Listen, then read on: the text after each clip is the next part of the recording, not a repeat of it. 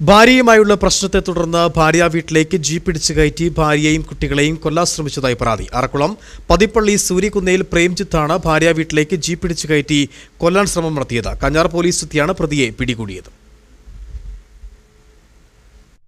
ഭാര്യയുമായുള്ള പ്രശ്നത്തെ തുടർന്ന് ഭാര്യാമാതാവിന്റെ വീട്ടിലേക്ക് ജീപ്പ് ഇടിച്ചു കയറ്റി തങ്ങളെ കൊലപ്പെടുത്തുവാൻ ശ്രമിച്ചുവെന്ന പരാതിയുമായിട്ടാണ് ഭാര്യയും മക്കളും രംഗത്ത് വന്നിരിക്കുന്നത്.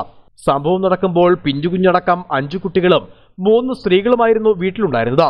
ഇന്നലെ വൈകിട്ടോടെയായിരുന്നു സംഭവങ്ങളുടെ തുടക്കം. സംഭവം നടന്ന വീടിന് 150 മീറ്റർ അകലെയുള്ള വീട്ടിലാണ് പ്രേംജിത്ത് താമസിക്കുന്നത്.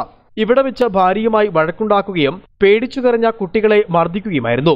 ഭയന്ന ഭാര്യ കുട്ടികളുമായി അമ്മയുടെ അടുത്തേക്ക് പോയി. വൈകാതെ ഇവിടെയെത്തി പ്രേംജിത്ത് പ്രശ്നമുണ്ടാക്കിയതായാണ് പരാതി.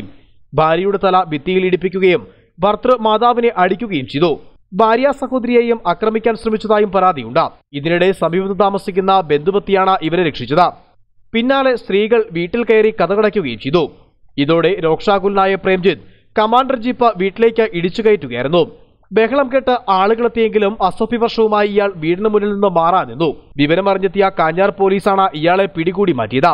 വീടിന് ഏതാണ്ട് 1 ലക്ഷം രൂപയുടെ നാശമുണ്ടായതായും ഇവർ പറയുന്നു.